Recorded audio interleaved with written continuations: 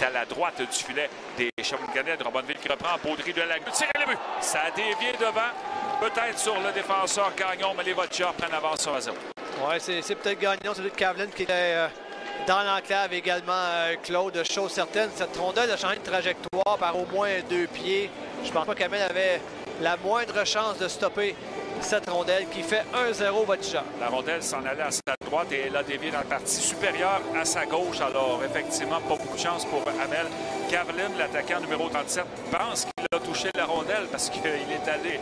Il a été le premier à aller manifester avec ses coéquipiers au banc. Peu importe qui a marqué, c'est 1-0 Drummondville avec un peu plus de 8 minutes découlées dans cette première période. Oui, et ça permet aux Voltigeurs de changer un petit peu le tempo de ce match-là. Jusqu'à maintenant, je trouvais que les Cataractes étaient des agresseurs. Voyons voir si ça change un petit peu le scénario. Ça nous cible, ça s'en va à Brunet qui est à la pointe de gauche. Brunet s'avance. Gagnon sort du cachot pour les Cataractes. Le tir et le but! Ça semble avoir été dévié par Renaud Poulain devant le filet. Sinon, Baudry sera l'auteur de ce but qui fait 2-0 Drummondville en fin de première période. Tir décoché à la toute fin de l'avantage numérique. Je pense bien que Poulain a touché à cette rondelle qui bat Félix Hamel et qui fait 2-0. Gros but pour les Voltigeurs en fin de première. Gros but avec 24 secondes et 6 dixièmes à jouer en première. Alors chez les Cataractes, on aura déjà du rattrapage à faire en deuxième période. Et ce but-là ne sera pas inscrit en avantage numérique parce que la punition de Gagnon venait de se terminer. Mais on était dans les secondes suivant la fin de l'avantage numérique. Alors on n'était pas encore tout à fait installé à 5 joueurs chez les Cataractes en défensive. Alors 2-0 Drummondville en toute fin de première période. Si on se doutait que ce ne serait pas une mission facile, ça c'est intercepté par Gauthier. Il est allé droit, tire dans les jambières de Fontaine qui est venu réparer l'erreur. Il a tiré le but. 3-0 rapidement, Claude. Revirement du vétéran de 20 ans, Fontaine dans son territoire. Ça coûte excessivement cher. Ça permet aux Voltigeurs de prendre l'avance 3-0 avec un autre filet de Kavlin. Oui, cette fois, on a envoyé un genre de balle bondissante vers le filet défendu par Hamel. Et encore une fois, Kavlin, au dernier instant, fait dévier la rondelle derrière le gardien des Cataractes. Et là, ça se complique drôlement pour les Shawiniganais en début de deuxième période. Oui, des revirements dans ton territoire, Claude. C'est pas la meilleure recette là, lorsque tu tires derrière par 2 buts. C'est une équipe qui a du punch offensif, les Voltigeurs. Et oui, effectivement, nourrir la bête dans ce temps-ci, dans ce cas-ci, c'est pas une bonne idée. Les Cataractes étaient à bout de souffle, n'ont pas mis toute la gomme pour essayer de saisir. Revirement par les Cataractes, le tir, le but!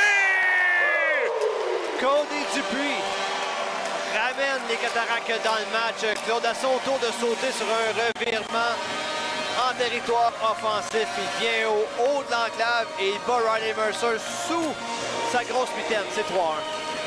Si le revirement de Fontaine a coûté cher aux Cataractes en début de période, celui-ci par les Voltigeurs dans leur zone. Une passe directement sur la palette de Cody Dupuis. Et le jeune attaquant numéro 96 ramène son équipe effectivement dans le match. Oui, c'est David Bosson qui se prend la main dans le sac. Premier tir des Cataractes en deuxième période. Premier but du match pour eux. 14-9 les lancés depuis le début de la partie entre les deux formations. 3-1 Drummondville. Il y a 2 minutes 17 découlées dans cette deuxième période. Et ce but-là de Cody Dupuis qui ranime également les partisans des Cataractes. 17 Kavlin, il a raté au-dessus du filet. Woodward derrière le filet. À Kavlin dans la cave, le tir et le but. Tour du chapeau d'Adam Kavlin. 4-1 Drummondville. Alors, on n'a pas réussi à dégager cette rondelle. Claude et Kavlin, c'est sa soirée. Et il bat Félix Hamel d'un tir courte portée. C'est 4-1. Oui, si le but de Dupuis avait ravivé les espoirs des partisans, Kavlin vient de jeter une grosse douche d'eau froide et il y aura un changement de gardien du côté des Cataractes. Félix Hamel, pas grand-chose à se reprocher dans le match de ce soir. Peut-être aimerait-il revoir le dernier lancé, mais là, c'est Victor Régis qui fait son entrée dans le match pour les Cataractes à la 4e minute de cette deuxième période. Oui, écoute, les 2 premiers buts, il n'y avait absolument rien à faire. Troisième, Claude était peut-être un petit peu moins bien positionné. Et là, certainement qu'il aimerait revoir ce tir, mais Hamel n'est pas la seule raison pour laquelle c'est 4-1. On vous donnera les statistiques de Victor Larondelle. C'est le meilleur joueur sur la glace depuis le début du match. Il a 3 buts, le 37 des Voltigeurs. Woodward dans le territoire des Cataractes. Passe la rondelle à la gauche, ça va aller à la ligne bleue jusqu'à Brunet. Le tir et le but!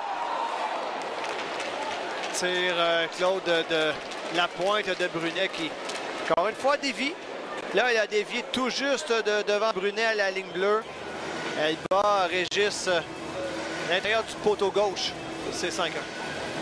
Ça ne vient pas fermer les livres, mais presque. Avec 26 secondes à faire en deuxième période, 5-1 Drummondville.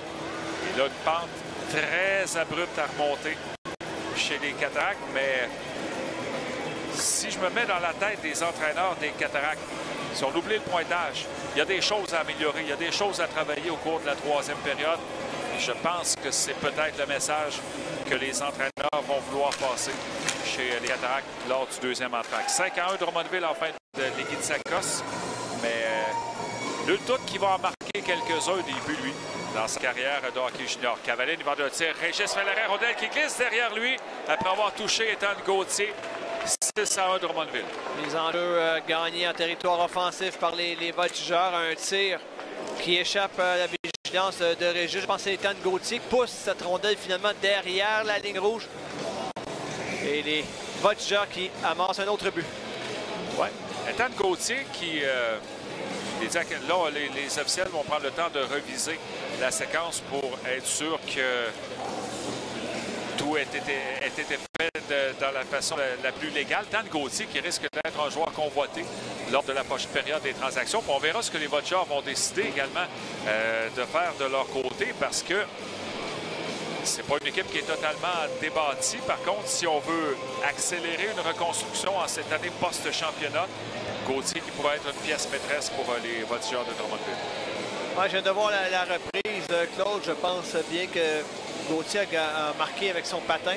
Engagement de Lambert et ça oblige Fontaine à venir prendre la rondelle dans son territoire. Encore 40 secondes à l'avantage numérique des Cataractes. Fontaine près de la ligne bleue. Passe à l'aile droite vers Gridin. Gridin devant, c'est des vieux buts! Cody Dupuis, deuxième but du match pour Cody Dupuis sur une superbe passe de Matvei Gridin. Tir passe de Gridin, habilement dévié par le 96 des Cataractes, c'est 6-2. Oui, un peu de lumière dans cette soirée plutôt brumeuse pour les Cataractes. Cette passe de Gridin savante à l'endroit de Dupuis. Alors les Cataractes inscrivent leur deuxième but, mais dans une cause déjà perdue. 1 minute et demie à faire en troisième période, 6-2 Drummondville. Ouais. C'est un but marqué en avantage numérique, alors au moins il y a un peu de positif à ce chapitre-là pour les Cataractes. Exact. On peut s'encourager avec le fait qu'au moins l'exécution sur celle-ci a fonctionné. Il restait 35 secondes à l'avantage numérique des Shawiniganais. Forget à la mise en jeu. Pilote a remis vers les défenseurs Chapdelaine. Retourne en rondelle Antoine Pilote.